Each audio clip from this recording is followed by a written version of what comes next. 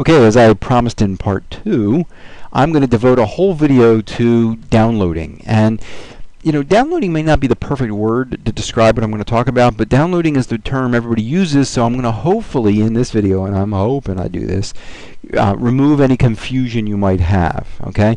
And what are your options? Well, as I said in part 2, and I'm going to reiterate that because it is important.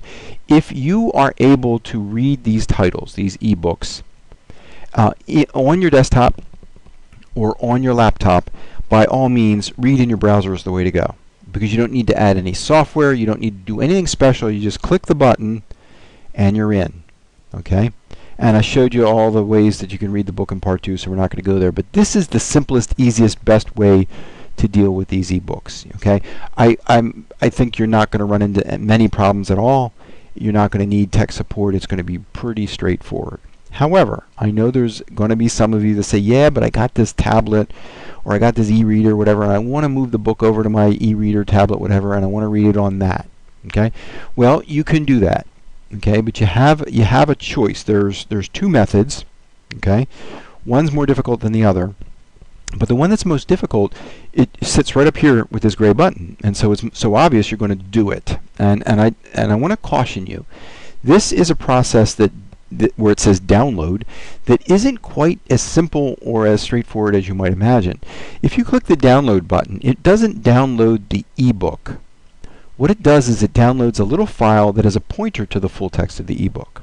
Okay, you have to introduce or add to a piece of software called Adobe Digital Editions that file, that pointer file. Okay, once you import it into Adobe Digital Editions, ADE, then Adobe obediently goes out and fetches the full text of the book, downloads it, and then wraps it in digital rights management software, DRM software, to encrypt it so it can't be pirated and shared willy-nilly.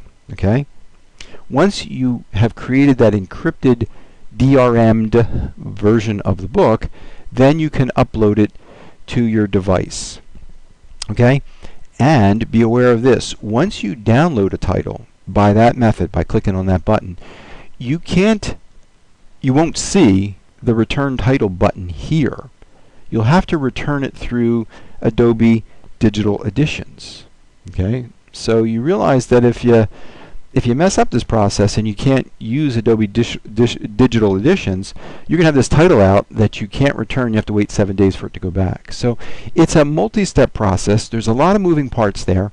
If you're technically proficient and you're comfortable with technology, you'll be able to pull it off. Okay?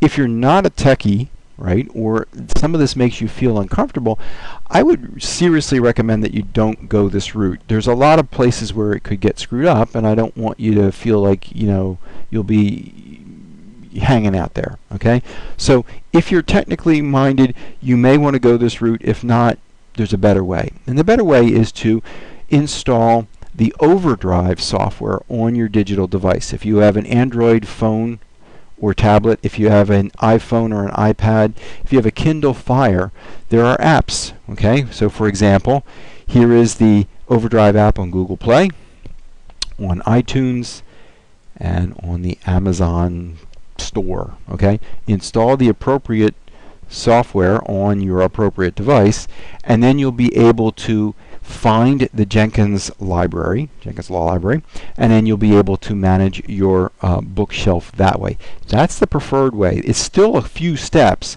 but it's much fewer steps, and it's a little bit more bulletproof than going with the gray download button here that you see so prominently.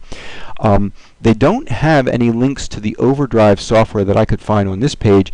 However, if you click the Get Software button, which almost implies that you're going to find that, one thing they do give you is a link to Adobe Digital Edition. So at least if you wanted to go that route, you can find the software that way. But I will reiterate that unless you are very comfortable with the technology, I would avoid this. I would install the OverDrive software on your device and then find Jenkins Law Library through the OverDrive app and then manage your bookshelf that way. Okay?